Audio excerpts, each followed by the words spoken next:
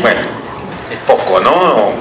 Para poder, digamos, ofrecer una imagen que pudiese ser más, no sé, una suerte de resumen, de sinopsis de una obra, es muy poco. Pero bueno, algo es, y algunas cosas interesantes y muy sugestivas están ahí. Es cierto que los primeros minutos, la selección que se ha hecho de Hiroshima, apuntan casi en la línea de Noche y Niebla, ¿no? Como si fueran dos películas hermanas. De hecho, casi Hiroshima es como el nexo, es una película de transición, es el primer largometraje, pero es una película que empalma con el cine que René había hecho antes, y esta secuencia, estas imágenes de Hiroshima que vemos ahí son muy claramente reveladoras. Sin embargo, ya el uso de la voz es distinto, ¿no? Es diferente porque, y aun cuando el texto pronunciado en Noche y Niebla era muy peculiar, porque casi como un texto que no es la voz de un narrador objetivo, digamos, frío, sino de un narrador discretamente comprometido, con, digamos, inflexiones, matices de voz, y casi por momentos de una manera confesional, digamos, ¿no? Que no era lo habitual en el acompañamiento vocal de los documentales. Pero en el caso de Hiroshima ya ahí estamos ante un diálogo.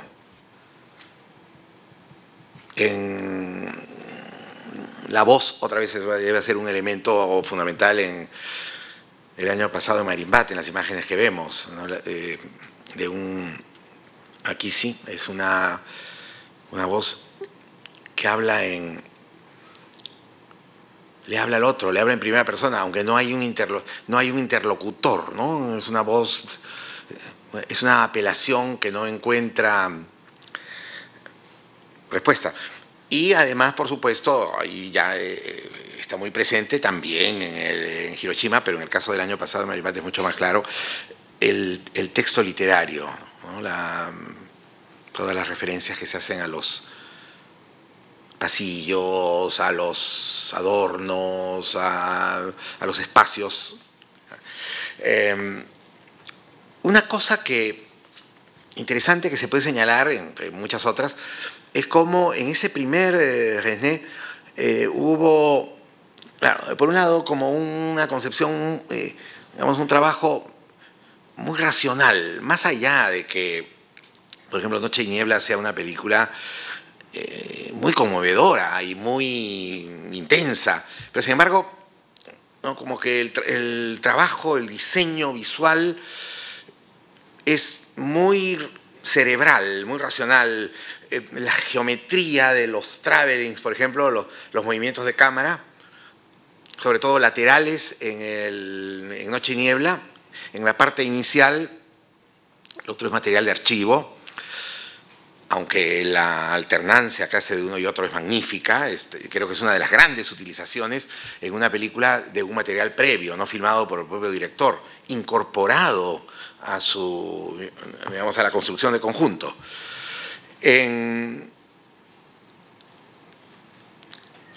Lo de Hiroshima sí está filmado. Hay también los travelings, y sobre todo, claro, en el año pasado de Marimbate, en este caso sobre todo, en lo que vemos, travelings laterales, aunque algunos travelings hacia adelante que luego van a ser constantes en la película, ¿no? Los movimientos de aproximación. Hay como el jardín, que no lo vemos, casi no lo vemos aquí, hay un diseño, ¿no? Hay como un croquis, pero ese jardín de figuras geométricas, de simetrías perfectas. Entonces, hay como un trabajo muy organizado, muy cerebral, Naturalmente también aquí en las dos primeras películas los componentes, bueno, en Noche y Niebla porque son los de la película, son los componentes histórico-políticos. En Hiroshima también, si vemos la película completa, naturalmente no es que la referencia al holocausto de Hiroshima no sea importante, pero claro, en el fragmento visto es lo más importante, es lo que destaca, lo más fuerte y lo más presente. Y ya en el año pasado de Marienbad eso no está presente. Es una película mucho más cerrada, mucho menos alusiva, digamos, a referentes extra, por decir así, ambientales. Se habla se repiten los mismos motivos, del mismo lugar, y por aquí está otra de las pistas que además hicieron que durante esta primera parte de la obra de Resnais se le calificara como el cineasta de la memoria. Porque son películas que trabajan sobre esta tensión, es decir, en el caso de Noche y Niebla y de Hiroshima, entre el presente y el pasado, entre el presente y un pasado traumático. El año pasado de Marienbad, la cosa es más discutible, porque es una película que se sitúa en una temporalidad muy incierta. Ahí hablar de un presente y un pasado puede no ser pertinente, ¿no? Es una temporalidad que más bien se aproxima al sueño, se aproxima a esta dimensión de la, no sé, una especie de visión muy onírica, con personajes o muy rígidos o que se desplazan o que hablan de manera casi sonambúlica. Por otra parte, la otra película que, claro, viene muchísimos años después, es de los años 90, Smoking, no es Smoking, en realidad son dos películas en una, ¿no? Es una especie de dueto. La cosa es distinta, ya no es el Resnais, o no es exactamente el Resnais de las primeras películas, ya el motivo de la memoria, de la evocación del pasado o de esta suerte de intemporalidad no es lo que define, ¿no? Las últimas películas de Resnais ya es otro tipo de construcción que apela más a recursos del teatro. Estaban presentes desde el comienzo, pero de otra manera, ¿no? Aquí es más notorio, en la actuación, incluso en parte en la dicción, no que sea teatral en el sentido de repetir o de reproducir las formas teatrales tal cuales, pero el diseño de los escenarios, incluso ya no mueve tanto la cámara, sí, la mueve, pero no esa persistencia de los movimientos de cámara que había en las primeras películas. La cámara está más situada, las tomas son más largas, el desempeño interpretativo tiene un peso mayor, la voz fuera de campo, la voz del narrador o la voz de los actores que dialogan no tiene la misma importancia, aparece en algunos momentos, pero en forma menos constante, menos continua. El artificio, el elemento de artificio, de teatralidad, de representación, de falsas apariencias, está mucho más presente y hay una en los propios decorados, por ejemplo, ¿no? En algunas de sus películas claramente teatralizados, interiores de un teatro o de un espacio, digamos, escenográfico, de un estudio. Y no existen las referencias, es otra etapa en la carrera, en la obra del autor, no existen las referencias, digamos, al pasado histórico, a esos hechos traumáticos que podemos encontrar en las primeras películas.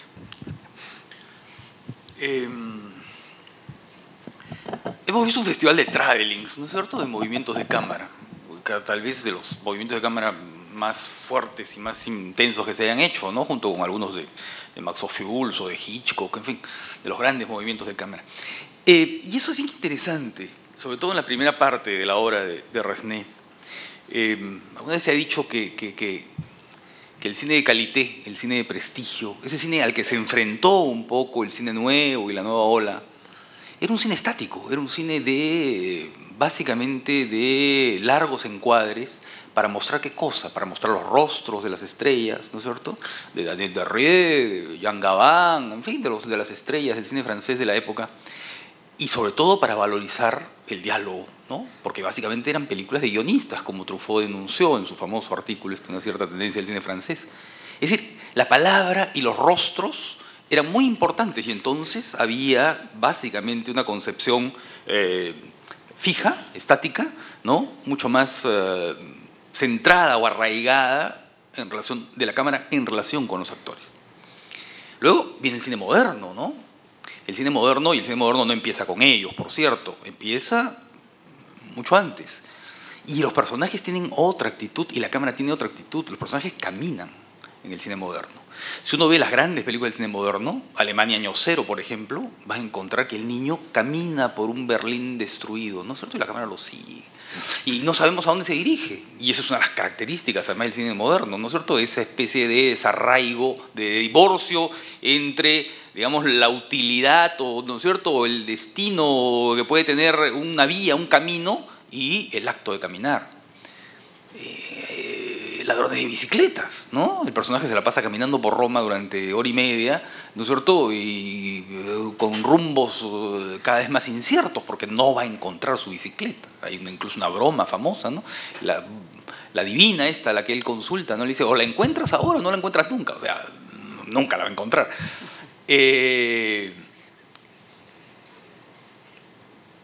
Humberto D., ¿no es cierto? Otra gran película neorrealista. También es el recorrido. Es el itinerario. Las películas de Antonioni, posteriormente, ¿no? Los personajes están caminando. Mónica Vitti se la pasa caminando, ¿no? Las famosas pasellatas, ¿no? Y luego, por supuesto, la nueva ola. Truffaut, ¿no es cierto?, hace caminar a Antoine Doinel en Los 400 golpes, a Antoine y a su amigo, ¿no es cierto?, por París y sin rumbo, ¿no es cierto?, como personajes que van a la deriva. Es decir, las derivas son propias de un cine moderno, ¿no? La deriva, es decir, caminar sin tener un objetivo necesariamente claro y fijo. ¿Qué hace Resnais? Y esa es la novedad, de alguna manera, esa es la fascinación que crea Resnais en ese momento, ¿no? Hace caminar, pero camina la cámara, ¿no es cierto? Y esa cámara caminando es bien interesante, porque ¿qué cosa hace? Está acompañada por un monólogo, por un soliloquio o por un diálogo, ¿no? Por voces que de alguna manera van imprimiendo al movimiento de cámara una presencia subjetiva, una subjetividad que está ahí, ¿no? Pero es una subjetividad incierta. Porque, por ejemplo, en Hiroshima, mi amor, ¿no?, vamos viendo primero los amantes cubiertos de la ceniza radiactiva, ¿no?, radioactiva del bombardeo, pero luego los vemos ya con la piel limpia, ¿no?, en estos planos de cuerpos entrelazados, que luego Godard de alguna manera toma, ¿no?, fragmentando los cuerpos en Una mujer casada, ¿no?, en películas. Pero luego vamos viendo esta dimensión documental, ¿no?, documental entre comillas, además, porque hay un momento en que la cámara va viniendo, vamos escuchando las voces y la enfermera esta, ¿no es cierto?, la empleada esta del lugar mira hacia la cámara, ¿no?, como si estuviera mirando ¿a quién? Al protagonista de una cámara subjetiva. Es alguien que está entrando a ese lugar y que va a recorrer con nosotros. Y sin embargo vamos escuchando dos voces, las voces de los amantes, ¿no? No viste nada en Hiroshima, no viste nada en Nevers, ¿no es cierto? Y son dos voces que además se van intercalando, no a la manera de un diálogo, sino a la manera de una cosa recitada, ¿no? Porque incluso hay una especie de ritornello, de cosa que va volviendo cada vez más, ¿no? Hay esta especie de leitmotiv de ir repitiendo no viste nada en Hiroshima, no viste nada en Hiroshima. Se va creando casi una fascinación con esta pronunciación casi ritual, ¿no? Entonces las cámaras se mueven, pero las cámaras se mueven cargadas de una subjetividad muy particular. No estamos viendo el registro objetivo de gente que camina, ¿no es cierto?, ni que corre, como en el cine de acción. No, estamos viendo esta especie de subjetividad que se extravía, porque es una cosa bien importante y que, por supuesto, alude a la memoria. Porque la memoria comienza a encarnarse en eso, en el movimiento de la cámara y en esta especie de vocación. Sobre todo el año pasado en Marienbad, ¿no?, que es una película en la cual la idea de la memoria es central, porque, por supuesto, esa subjetividad no reconoce el lugar. Es decir, Es un hombre que va describiendo estos ambientes que parecen además decorados teatrales, ¿no? O los decorados de un teatro clásico, ¿no? Y es un hombre que luego va a llegar a una mujer que no sabe si la conoció el año pasado o no. Y entonces la película va trabajando dramáticamente esta situación, ¿no? Pero en realidad la va disolviendo a la vez. ¿La conoció o no la conoció? Lo que estamos viendo es una experiencia real o estamos ante un déjà vu, ¿no es cierto? Ante una experiencia pasada del año pasado. Nunca lo sabemos. Entonces, eso es bien importante, ¿no? Ese es justamente, yo creo que el aporte de la modernidad, es decir, incorporar esa subjetividad incierta, ¿cierto?, a un recorrido espacial. Ahora, hay evidentemente un cambio entre las tres primeras y la última que vimos. La última es claramente filmada en estudio, ¿no es cierto? Esas escenografías son absolutamente de cartón piedra, ¿no? Notamos la falsedad, hay una falsedad expuesta. Y eso, por supuesto, no es ningún defecto, al contrario, es una cosa voluntaria. Es que creo que Resnais, en la primera parte de su obra, yo diría que hasta La guerra ha terminado, ¿no? Básicamente filma sus convicciones. Filma un poco con antenas vinculadas con el aire del tiempo, ¿no? Esa izquierda a la que hablamos, él era muy amigo de Simón Signoret, era muy amigo de Yves Montand, de esa izquierda divina, digamos, ¿no? Pero luego, sus películas, sobre todo a partir de los años 80, comienzan a mostrar sus gustos, ¿no? Y él pierde un poco el prejuicio, ¿no es cierto? Y comienza a exhibir lo que efectivamente le gusta. ¿Y qué le gusta a Resnais? Primero le gusta la historieta, que de alguna manera la vemos representada en la presentación de Smoking No Smoking, ¿no? Era un amante de la historieta. Por ejemplo, un viejo proyecto de Resnais fue filmar Mandrake el Mago, ¿no? Que es una de las películas que siempre se consideran como las películas que nunca veremos, ¿no? Le gustaba la magia, ¿no? La vinculación con Mandrake y demás. Le gustaban aquello que le gustaba a los surrealistas. O sea, la reivindicación surrealista, ¿no es cierto?, de muchos de los elementos de la cultura popular eran también los que hacía Resnais. Por ejemplo, el azar. ¿Han visto ustedes cómo en Smoking No Smoking hay pequeñas variaciones, ¿no? Hay variaciones que van generando una serie de cambios. Cómo las pequeñas variaciones pueden generar un encadenamiento de hechos inesperados.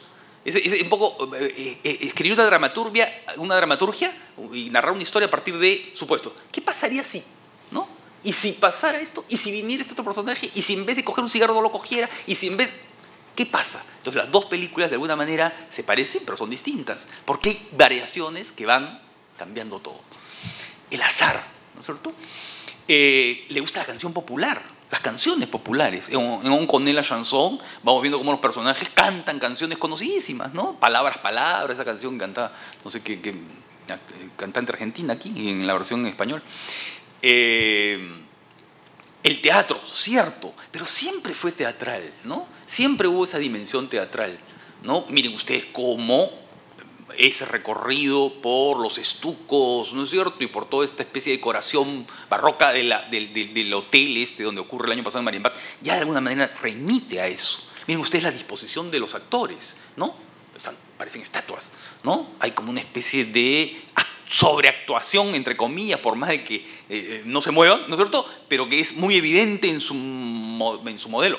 El melodrama, la comedia romántica. Si ustedes ven Las hierbas salvajes, van a encontrar una fusión de elementos melodramáticos, de comedia romántica, de musical. Y sí, yo ahí sí discrepo un poquito de Chacho, pero creo que es central la memoria, incluso en sus últimas películas. Por ejemplo, yo no he visto la última, ¿no? Comer, beber, cantar.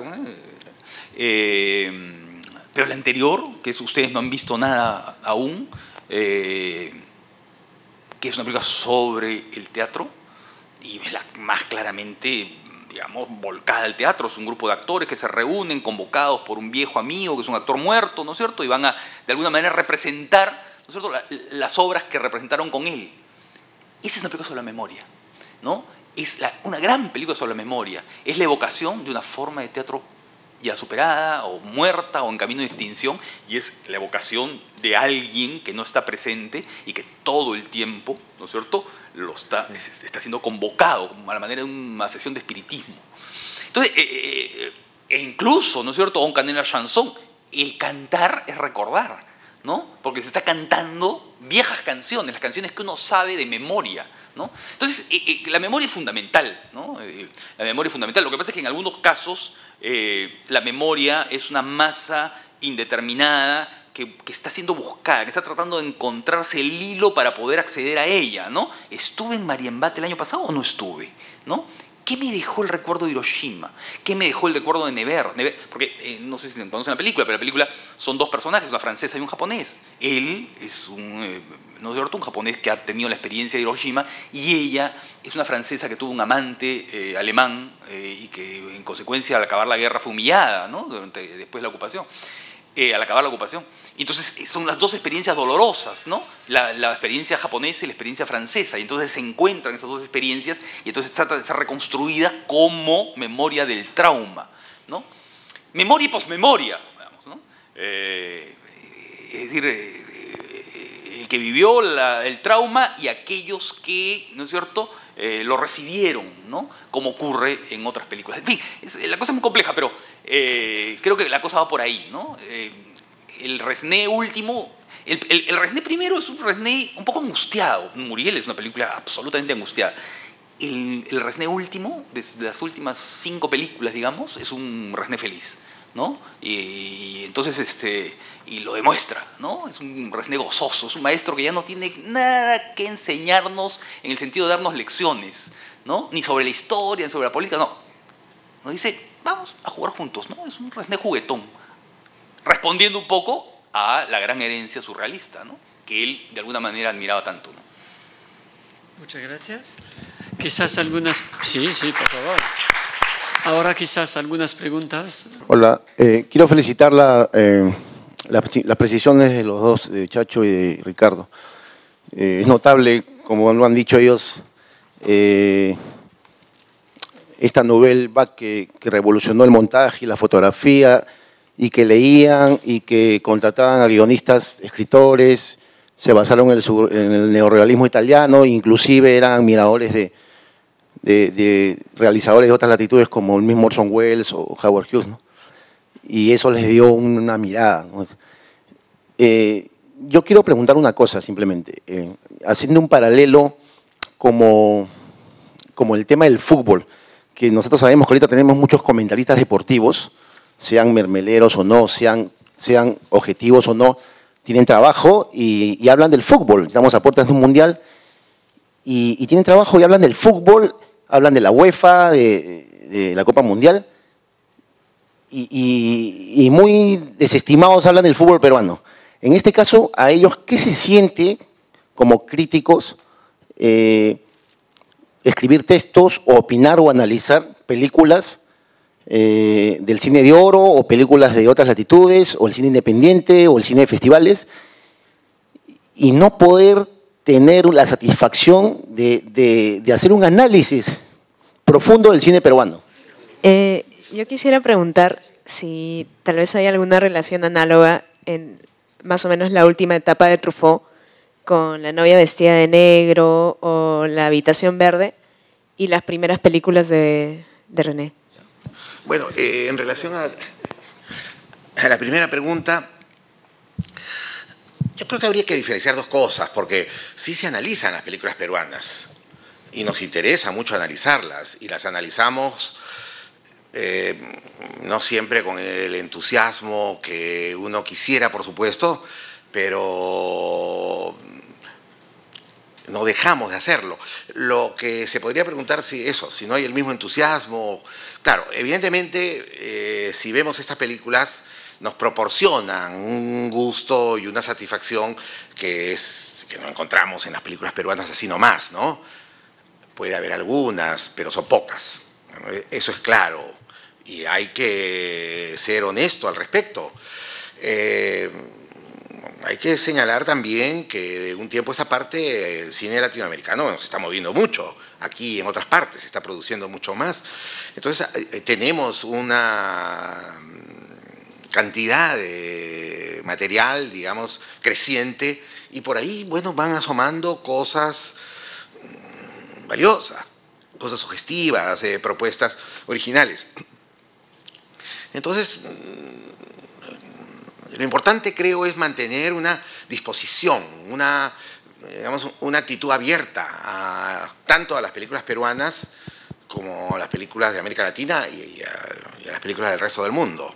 Bueno, eso sería en relación a la primera. No sé si quieres. Sí, yo creo que es un problema de curiosidad, ¿no? Justo conversamos esta mañana conversábamos con Chacho cómo el CAFAE, que está aquí en la Avenida Arequipa, ¿no? Que es esta institución del ministerio vinculada con el Ministerio de Educación, cómo pasa sistemáticamente, pasa películas peruanas regionales. Y va mucha gente, pero nadie vinculado con el cine, ¿no? Pasan películas ayacuchanas, pasan películas huancaínas, pasan películas andahuaylinas, pasan películas de Apurí, pasan películas de muchos sitios del Perú, todos los viernes. Y claro, yo creo que se trata de un problema de afirmar una curiosidad. No son películas que te van a causar una satisfacción plena, no son películas que te van a causar el placer que te puede causar pues, una película de John Ford o de, no sé, o de pronto de Godard o de, no sé, ¿ya? Pero son películas que culturalmente tienen una presencia extraordinaria, ¿no? Y que creo que van ganando cada vez más. Sin ir muy lejos, ¿no? Si comparamos algunas películas de terror que se han exhibido en las salas comerciales, ¿no? Y comparamos con las películas de terror ayacuchanas, ¿no? Vamos a encontrar que las películas ayacuchanas pueden ser mucho más imperfectas, menos acabadas técnicamente, ¿no? Mucho más caóticas en su concepción, mucho más desordenadas desde el punto de vista narrativo, pero tiene una presencia, tiene una significación cultural que es apasionante de analizar. Y sobre el que se puede hablar muchísimo, ¿no? Y yo lo digo porque estoy haciéndolo, ¿no es cierto? Estoy preparando un texto muy largo sobre esto, ¿no? O la película de Claudia Llosa, ¿no es cierto? O las películas de Omar Forero, o las películas... En fin, creo que en el cine peruano se están presentando películas que pueden no tener un nivel de excelencia, ¿no? En el sentido que podemos entender esto, pero que resultan cada vez más apasionantes de analizar. Entonces, no, yo no veo mayor diferencia en realidad desde el punto de vista de la curiosidad intelectual por esas películas. No por los resultados, que son otras cosas, ¿no? Pueden parecerme A o B, ¿no? Lo segundo sí, bueno, lo que tú preguntabas es si había una afinidad entre las últimas películas de Truffaut y las primeras de Resnais. No, yo diría que no. Me parece que son distintas. Claro, en Truffaut hubo siempre un compromiso emocional, afectivo muy fuerte, ¿no? Que es además uno de los factores que explica que haya sido en Francia el más popular, por decir así, o el más accesible de los realizadores de esa generación. Bueno, evidentemente hay películas de Louis Malle, algunas películas de Louis Malle que tuvieron muchísimo público, o Revoir les Enfants, por ejemplo, entre otras. Pero en general, digamos, en Truffaut hay una calidez, hay una proyección emotiva en sus películas, ¿no? Parece que él personalmente más bien era una persona como más huraña, un poco tímida y no... A diferencia de Godard, por ejemplo, quienes lo han entrevistado, que no es mi caso, yo no he entrevistado a ninguno de los dos, los he visto a Godard, no, a Truffaut sí, en la Cinémathèque un par de veces, en París. Dicen que Godard, cuyas películas son más cerradas, más herméticas, pero es mucho más... Es más comunicativo, es más accesible al diálogo, es más llano, está más dispuesto siempre a la conversación de lo que estuvo, por ejemplo, Truffaut. Digamos que la imagen pública de Truffaut no era la que proyecta en sus películas. Pero bueno, pero quiero decir que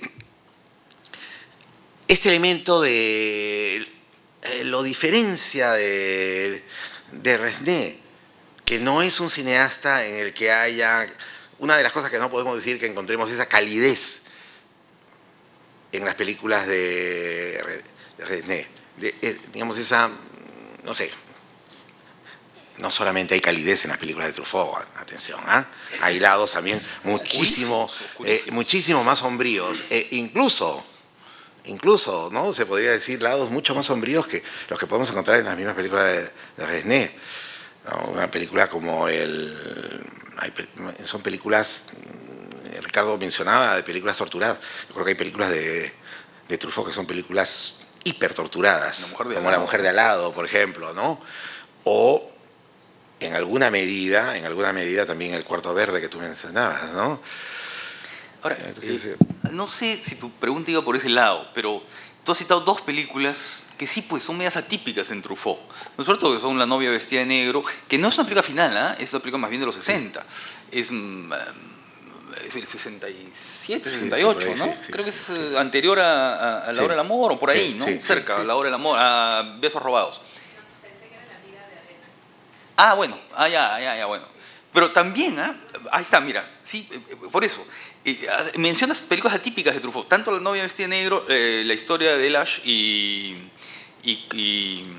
El cuarto verde. Primero porque, claro, son películas que más allá del sentimiento que puede haber, claro, evidentemente eso sí está más pulsional, Truffaut, ¿no? En su ternura, en sus odios, en su pasión por el cine, en su oscuridad, en sus depresiones, ¿no? Profundas. En cambio, claro, siempre Resnais en cualquiera de sus etapas es mucho más racional, ¿no? Pasa todo por la cabeza. Y por el gusto, ¿no? Pero incluso el gusto filtrado por toda esta especie de artificio que es muy construido, ¿no? Pero esas películas de Truffaut, sí, pues, hay un lado que no es realista. Sobre todo en La novia vestida de negro, que tiene incluso la historia es muy improbable, ¿no? Está hecha de casualidades, ¿no es cierto?, de encuentros fortuitos, ¿no? Esta mujer que de pronto pues, pierde al novio y de pronto decide matar a todos los hombres que han tenido vinculación con el crimen, ¿no? Entonces siempre se encuentra con ellos, planea. Cada historia es como una pequeña puesta en escena, además, ¿no? Muy particular. Y en el caso del Cuarto Verde, sí, pues El Cuarto Verde es una película totalmente cerrada, entre comillas, falsa, ¿no? Porque hay una representación muy clara, ¿no? Está hecha casi en un escenario, porque es una especie de altar, ¿no? Donde hay velas, donde él rinde el culto a los muertos.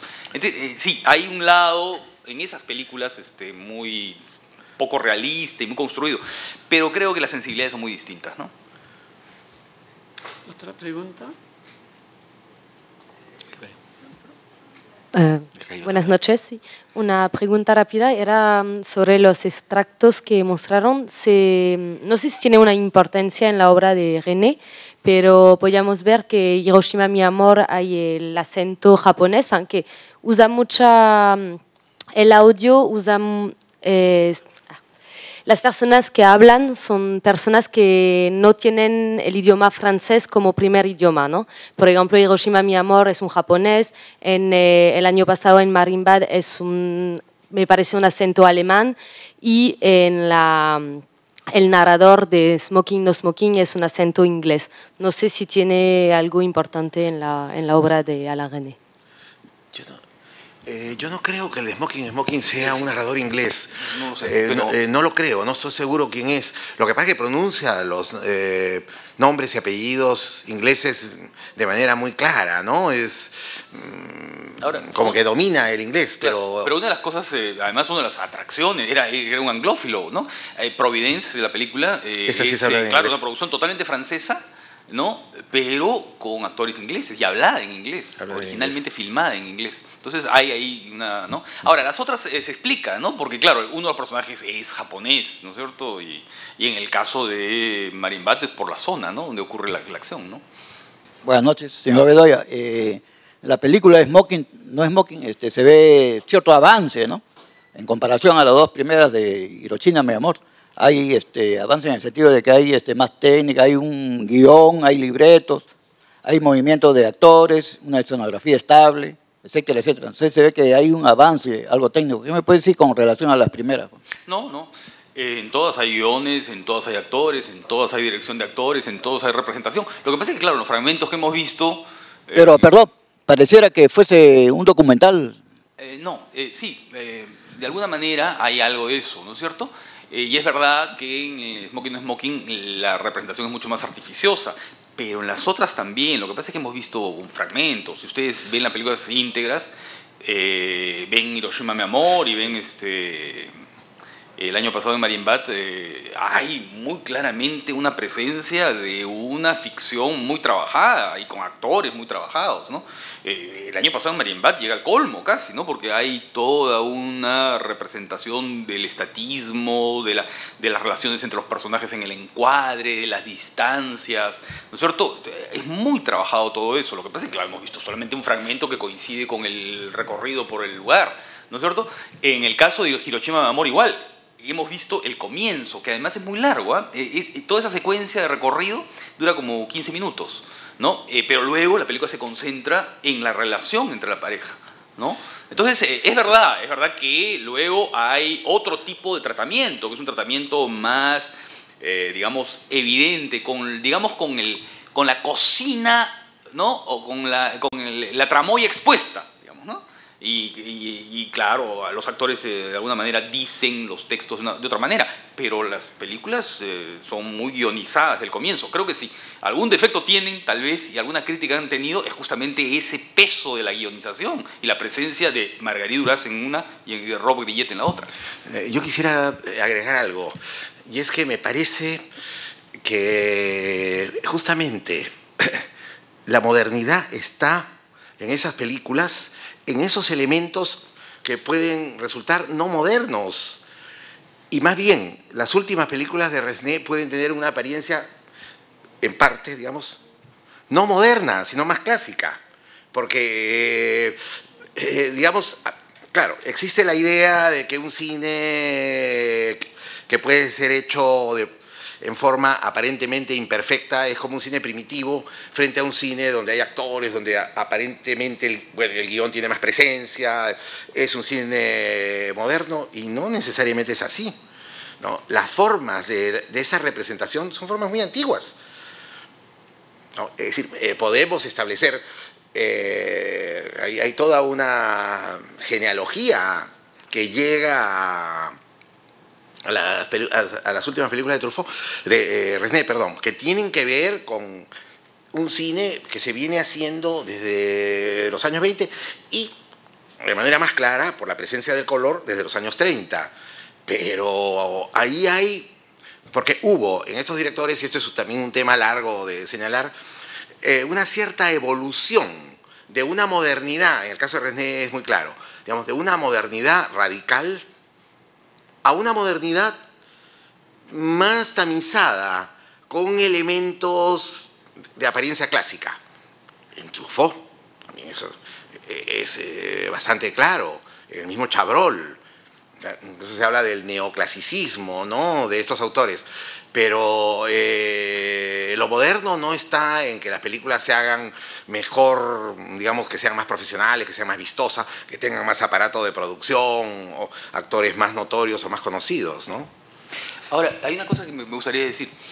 Fíjense ustedes cómo en estas dos ejemplos que hemos visto, ¿no?, en estos dos digamos, vertientes del cine de Resnais, por llamarlo de alguna manera, está contenido el cine moderno, el cine de hoy, ¿no? Miren ustedes cómo, si una característica que tiene, traída además por lo digital y por toda esta revolución que ha ocurrido en el cine en los últimos años, una de las cosas es esta especie de confusión entre documental y ficción, ¿no? El documental y la ficción son porosas, ahí se juntan, se mezclan, ¿no es cierto? Se pasa de un punto a otro, nunca sabemos qué es cierto, qué no es cierto, ¿no?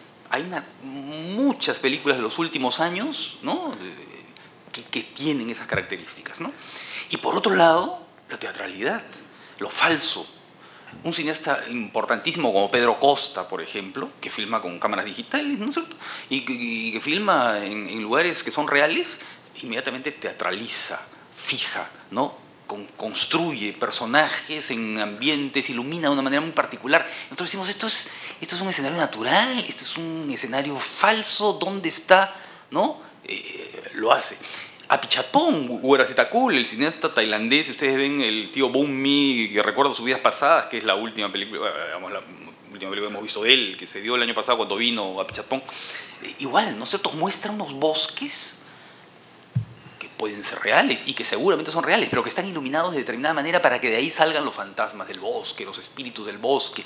Entonces va creando una sensación muy extraña a partir de la realidad. La realidad se vuelve falsa, ¿no es cierto? Y lo documental se vuelve ficción. Hay una especie de intercambio que ya está aquí, ¿no es cierto? Y que lo vio muy claramente René. Y por otro lado, hay muchos grandes cineastas que en la última parte de su carrera, de su vida, comienzan a construir películas que están jugando a eso, ¿no? Que dejan ver, digamos, la representación, la convención de la representación. Y no solamente cineastas de autores, digamos, europeos, no, John Ford, ¿no? Cuando uno ve, por ejemplo, su última película de 7 mujeres y ve la escenografía de este lugar y el tipo de actuación, ¿no es cierto? Uno descubre que Ford, a la vejez, el gran cineasta de Hollywood, el gran director de los westerns, el hombre que filmó los escenarios más extraordinarios, naturales, los paisajes, Monument Valley, y que creó toda una mitología en torno al polvo, a la roca, de pronto, en su última película, construye un mundo que es el mundo de la representación, ¿no es cierto? Y que en la conciencia de la representación termina con una cámara que se aleja y todo en la oscuridad, el fin. Un poco como hizo Resnais también en esa película extraordinaria que es Ustedes no han visto nada todavía, ¿no? Que es una película absolutamente maravillosa y que es casi una película, es la película testamentaria. No sé cómo sea la última, ¿no es cierto? Pero esa es el fin de una carrera. Si el cine francés en realidad ayudó a, de alguna manera, a afianzar esta, vamos a decir, teoría del artista marginal en cuanto al lenguaje cinematográfico, en cuanto a estas formas un poco diferentes de asimilar la imagen, ¿no? Porque precisamente engancho esta pregunta con la pregunta que le hicieron primero, que quizás no se conocía todavía, la relación que hay con el público de una nueva camada de cine, ¿no? No sé si hay alguna relación, porque de pronto en los conversatorios que he estado presente, he escuchado que estos artistas que son tan personales, pero a la vez son tan buenos exponiendo, de pronto se están encapsulando en una idea de marginalidad, como que no hay una cosa clara con la relación con el público. No sé si me podrían dar una idea si el cine francés contribuyó en eso, porque me parece que el cine francés es potente en esa idea, ¿no? de darle una libertad al lenguaje cinematográfico realmente espléndido. Si se absorbieron los nuevos cineastas de estas tendencias y bueno, si en realidad el artista marginal básicamente quiere estar siempre en la periferia y no en el centro, ¿no? Porque eso implica que también tendría que establecerse un nuevo público que todavía creo que no está muy bien informado y que no se está forjando todavía. Me parece demasiado incipiente ese público. A ver. Lo que pasa es que esta pregunta abre así un panorama. Es por eso que empezamos la otra conferencia ahora. Sí. Por favor, cerramos las puertas. ¿Cuántos temas? ¿Cómo responder brevemente una pregunta como esta? Sí, es evidente, ya Ricardo mencionaba, desde los años 20, hay en Francia una apertura, como en ninguna parte del mundo, hacia otras formas de cine. Mientras que el cine internacionalmente se consolidaba como la gran industria, ¿no? La gran industria con estudios, el cine de estudios en Francia, en Alemania, en Suecia, en Estados Unidos, en Inglaterra, actores, géneros, ¿no? El estrellato. Aparece en Francia, por supuesto, sin menoscabo de una industria creciente y de cara al público. Estas inquietudes de los teóricos, de los críticos, de los artistas que vienen de la pintura, que vienen de la fotografía, que vienen de la literatura, que vienen de la música, y que se incorporan, que hacen sus propias películas, algunas, vamos a decir, dentro de los cauces más industriales de la época, otras un poco marginales, como las películas de Buñuel, por ejemplo, ¿no? Un perro andaluz y La Edad de Oro, que son películas francesas. Digamos, ahí un poco surge todavía no como se ha entendido posteriormente, pero lo que sería el director independiente, el creador independiente, con una propuesta que no sigue los lineamientos de la gran industria. Bueno, entonces, hay ese rescate del cine como un arte, que no lo hay en otra parte.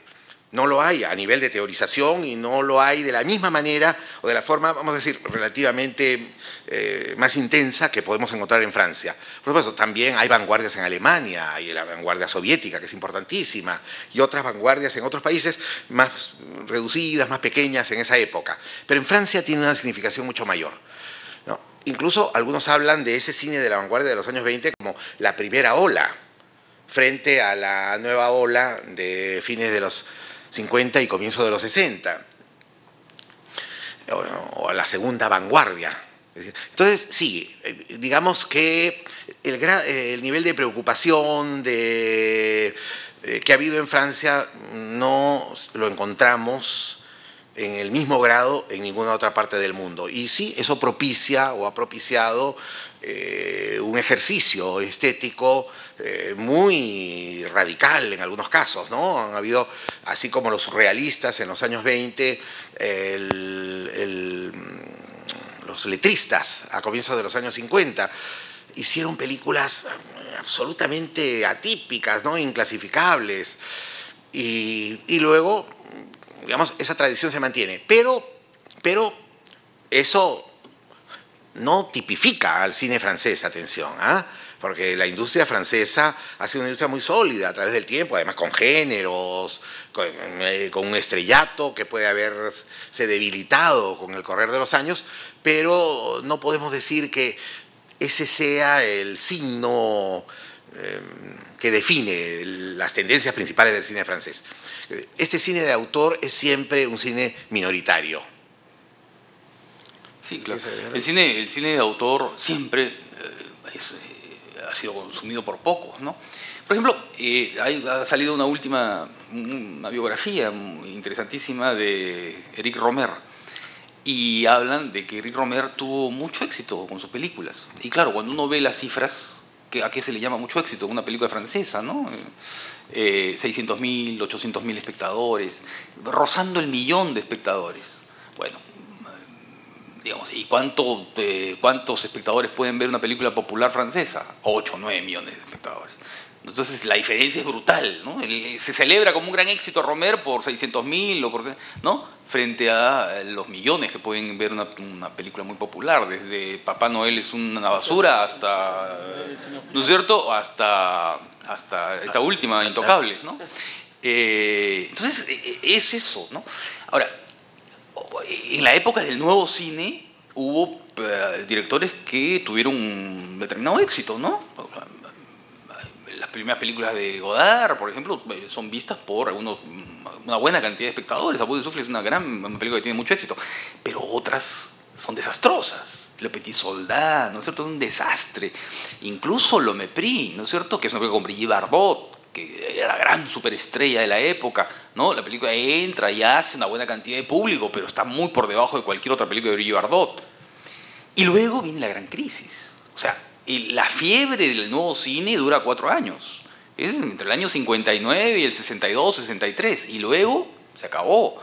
Las películas comienzan a bajar y por eso es que hay una especie de como de revancha de los viejos cineastas que habían sido destronados. Dicen, bueno, miren estos jovencitos, ¿no es cierto?, que crearon una tendencia, pero que ahora son un desastre, ¿no? Y en consecuencia todo esto ya se enfrió. Y eso es verdad, ¿no es cierto?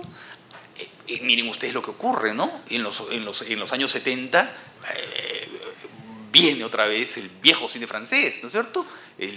Belmondo pasa de ser el héroe de Godard, ¿no es cierto?, a convertirse en una superestrella de películas de acción, ¿no? Y es así. O Alain Delon, ¿no es cierto?, que había sido el engreído de Visconti, pasa a convertirse en también una superestrella de muchas películas de... Entonces, sí, siempre es así, ¿no? El cine, digamos, que tiene una ambición expresiva es un cine minoritario, y más aún en esta época. Y si no, ¿cómo se explican la cantidad de fondos, ¿no es cierto?, internacionales que apoyan el cine de aquí, el cine de allá? El cine se ha fragilizado, el cine de autor cada vez es más frágil, ¿no es cierto? Y entonces necesita apoyos estatales, apoyos de fondos internacionales, apoyos de festivales, ¿no? Porque si no, no existe, simplemente desaparece. Y yo creo que eso es lo que va a ocurrir en los próximos años. Es decir, ese cine pequeño, de autor, de expresión personal, va a existir, pero va a existir para verlo acá, en una tablet. ¿No es cierto? No va a llegar a las salas de cine. Eso cada vez se ve más claro, ¿no? Cada vez incluso se van abriendo nuevas plataformas pagadas para ver ese cine. Justo estábamos conversando con Chacho esta mañana como la película de James Gray, la última película de James Gray, pues ya está norteamericano, ¿no? Que trabaja con Marion Cotillard, que trabaja con Joaquín Phoenix, con Jeremy Renner, con el actor de la película de las bombas, esta de Catherine Bigelow, ¿no? Que se llama La Inmigrante. Es una película que no llega a las salas. Parece que por ahí se puede estrenar en España, he leído hoy día que tiene un estreno anunciado, pero no va a tener un estreno masivo. Parece que quiere ir de frente a estos mecanismos de streaming pagados. Entonces, yo creo que hay eso, ¿no? Ese es el asunto. Nunca ha sido el cine el cine de autor, el cine de expresión personal, un asunto masivo. Bien, tanto así, bueno, claro, las multisalas son aplanadoras. Y el cine que ofrece las multisalas es el cine que, claro, que le gusta a la mayoría del público, con alguna poquísima excepción. Por ejemplo, hay el intento aquí en el Arcomar de la sala de arte, pero ellos mismos tampoco la saben administrar bien, no la difunden, no la refuerzan, no hay un cartel que indique, en fin, y siempre para un público evidentemente muy reducido. Ustedes verán cómo son unas pocas películas las que acaparan, a veces 4 o 5 pantallas. Entonces, el cine de autor se va reduciendo, como dice Ricardo, va encontrando espacios cada vez más limitados. Claro, ahora, la multiplicación de las pantallas permite, y la reducción de los costos. Hay mucha más gente, se están haciendo ahora más películas que nunca, en todas partes del mundo. Aquí en el Perú y en todos los países de América Latina, que antes no hicieron películas, porque era muy caro hacerlas. Ahora se han reducido los costos, pero no encuentran espacio de exhibición. O sea, buena parte, o parte por lo menos, de este cine, digamos, alternativo, cine de autor, ¿dónde se exhibe? En festivales. Claro, aumentan los festivales. Hay países en los que, yo no sé, en España creo que cada pueblo tiene su propio festival de cine y cantidades, centenares por todas partes. Y son circuitos en los que, bueno, hay una recuperación económica porque los productores les piden a los festivales pagar por derecho de exhibición. Si es una proyección, tal cantidad, si son 2 y así. ¿No? Y a veces pasa, claro, con los festivales chicos que no tienen mucha plata, no pueden pagar alguna de estas películas, que no van a tener ningún éxito en salas comerciales, pero funcionan relativamente en este circuito. Entonces los festivales se están convirtiendo en centros de lanzamiento de películas que luego no se estrenan, pero pasan por otras, van al DVD, al Blu-ray, al Netflix. Eso es lo que explica que, por ejemplo, la mayoría de los cineastas que vienen a los festivales de Lima, lo primero que hacen es ir a Polvos Azules a dejar sus películas. Claro. Porque ellos saben perfectamente que esas películas nunca van a funcionar, nunca se van a poder ver. O sea, lo que ellos quieren es difundirlas y las dejan ahí autografiadas. Autografiadas. Y se toman fotos ahí con los vendedores. El mismísimo Apichatpong, ¿no es cierto? Ha salido un video hecho por una empresa norteamericana donde se ve justamente a Apichatpong posando en Polvos Azules, conversando y dejando sus películas. Apichatpong, el ganador del Festival de Cannes. Nosotros, el cineasta más, digamos, cool de la actualidad. Pasamos a la última parte, pero reducida de esta noche muy interesante. Algunas preguntas, pero así rápidamente. Señor Ricardo Bedoya, ¿le gusta el documental de Javier Corcuera? ¿Sigo siendo? Más o menos, no me parece especialmente logrado. Creo que Corcuera comete no sé si un error, pero creo que ¿saben lo que hace? Esencializa los espacios, ¿no? Es decir, creo que sin quererlo, sin pretenderlo, vuelve al estereotipo, al viejo estereotipo de concebir la selva ¿no es cierto?, el lago amazónico, ¿no?, en una especie de espacio remoto, perdido, donde solamente esa indígena canta su canción, ¿no? O mostrar a los Andes como esos espacios solitarios, esos espacios donde los personajes van a confrontarse con la pena y la memoria. Y las secuencias limeñas creo que son lo menos afortunado de la película, ¿no es cierto?, que es volver a la vieja idea del callejón, ¿no es cierto?, donde, pero a diferencia de otras películas en las cuales el callejón está vivo, activo, ¿no es cierto?, una jarana loca, con mucho trago, aquí simplemente es escenario para una actuación. Eso es lo que de alguna manera me aleja de la película, ¿no? Creo que es volver a la representación canónica, tradicional, costumbrista, a través de otra vía. Ok. Ahora para el señor León Frías. ¿Cuál es su película favorita? De todo el mundo. Vértigo de Hitchcock. Oh, bien. ¿Y la película francesa que le gusta? Ah, bueno, muchísimas, ¿no? No, dos. Una palabra. A ver, de las viejas, de los clásicos. Una. Por favor. No sé. Los Ciel Tabú de Gremillón, La regla del juego, ¿no? La mamá y la puta de Jean Eustache. No. En su opinión, ¿cuál es el director de cine más importante en el Perú? Uno, también. Para ver si los profesores pueden responder con una palabra. Más importante ahora. No sé. Más importante ahora, en este momento. Historia, en toda la historia. Es que eso podría dar otra conferencia. Claro. Además, lo que pasa es que eso... Sí, es una pregunta... En realidad es una pregunta muy comprometedora, porque hay que hacer muchas precisiones. Sí, yo lo que no creo... compleja, ¿no? Es compleja. Yo lo que no creo que acá tengamos el gran director. Quiero decir, si me preguntan cuál ha sido el gran director del cine mexicano, yo lo diría sin la menor duda Luis Buñuel, ¿no?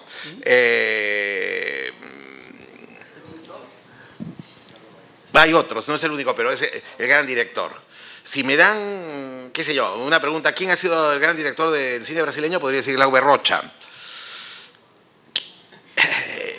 ¿No? Entonces, pero en el Perú la cosa no tenemos, creo yo, una figura que tenga esa relativa, no sé si parece decir unanimidad, ¿no? Que haya un reconocimiento, que sea la figura consagrada. Hay quienes dirán es Robles Godoy, otros que hay quienes dirán es Francisco Lombardi, pero habría que... No, pero ¿sabes por qué? Esto es bien interesante, en realidad, la pregunta. Claro, gracias. Porque, por ejemplo, claro, yo me pregunto, ¿qué cineasta francés? Entonces, claro, hay una industria francesa muy clara. Entonces, hay cineastas que han trabajado dentro de un mismo sistema de producción, ¿no es cierto?, con determinadas características comunes, ¿no? Entonces, claro, por eso yo decía, uno viejo, ya puede ser Gremillón, puede ser Renoir, ¿no es cierto?, uno moderno, Eustache o algún cineasta, ¿no? Porque claro, ahí hay diferencias, digamos, en muchas maneras de abordar. Pero en el Perú no existe eso, nunca ha existido homogeneidad. Entonces, por ejemplo, ¿cuál es el cineasta más importante como pionero? Robles Godoy, como motor, sin duda, ¿no es cierto? Películas ambiciosas, personales, ¿no? ¿Cuál es el más persistente dentro de...? Seguramente Lombardi, pero también otro me podría decir es Héctor Marreros en Cajamarca, que tiene más películas que Lombardi, más largometrajes, y lo cual es un mérito aún mayor que Lombardi, porque Lombardi tuvo producción española, en cambio este señor ha hecho sus películas con su plata, ¿no? Entonces, ¿qué está pasando? Hay 5 cines peruanos en este momento, 5 modalidades totalmente distintas que no tienen nada que ver, entonces es muy difícil, ¿no es cierto?, comparar a Claudia Llosa, que trabaja en Barcelona, ¿no es cierto?, y que hace películas peruanas, de alguna manera, aunque podría discutirse que también son españolas, compararla, por ejemplo, con un cineasta como Marforero, ¿no?, o como Eduardo Quispe, ¿no? Entonces, son cosas absolutamente distintas. Sí, estoy consciente que las preguntas reducen un poco el tema, pero es para esta regla del juego. Y quizás voy a tener más suerte con la pregunta siguiente. ¿Con qué personalidad del cine francés le gustaría cenar a ustedes? Pero si se necesita todo un restaurante, vamos a ver. Por favor, por favor. ¿No? Que a ver, ¿cómo dice Ricardo para...? No, con Lea Seydoux.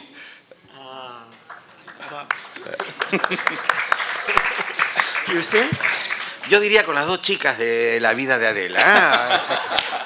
Eso ya es una perversión, ¿eh? Entonces, muchísimas gracias para su presencia. Simplemente anunciar 3 otros eventos que se va a desarrollar acá. Disculpe por la publicidad. El martes 13 de mayo tendremos un homenaje también, pero con otro personalidad importante en Francia, el escritor Albert Camus. Vamos a develar un busto donado por el escultor Raúl Franco Ochoa, inaugurando una de nuestras salas con su nombre, así como una exposición sobre el escritor en la mediateca. A continuación tendremos aquí mismo el rendezvous Teatro, Literatura y Filosofía en la obra de Albert Camus, con el director de teatro Jorge Villanueva y otros conferencistas. Luego, el siguiente martes 20 de mayo, entonces 13 de mayo, Albert Camus. El 20 de mayo a las 7:30 tendremos otro rendezvous excepcional con la venida de un gran escritor francés de origen marroquí, Tahar Benjeloun, no sé si ustedes lo conocen, miembro de la Academia Goncourt, quien dialogará con Jorge Blues, el psicanalista peruano, sobre el tema del racismo. Hemos titulado el rendezvous "Nos habíamos choleado tonto". El señor, entonces, que el título del libro de Jorge Blues, pero para traducir el título del libro de Tahar Benjeloun fue menos atractivo, nos parece. Pero es un autor muy interesante y el señor Benjeloun se quedará en Lima unos 12 días, durante los cuales tendrá diversos encuentros literarios el 20 de mayo a las 7:30. Igualmente, en el marco de nuestro tradicional festival Flash Mob de este año, el martes 27 de mayo, para iniciar este festival, un tercero rendezvous en mayo dedicado a la moda con las destacadas diseñadoras Meche Correa, Olga Saferson y Chiara Maquiavelo. Quedan todos ustedes cordialmente invitados para Albert Camus el 13 de mayo a las 7 de la... ¿Se dice aquí de la tarde o de la noche? De la noche. En Francia hasta las 11 de la noche se puede decir bonjour sin problema. Es por eso que a veces es un poco difícil saber si es a las 12:15. Buenas tardes.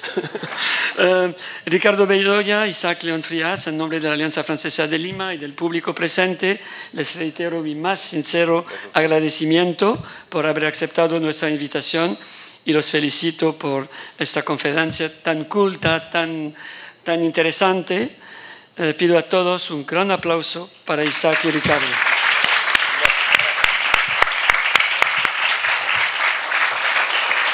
Una última pregunta, porque todo el mundo le llama Chacho. Eso es a usted, por favor.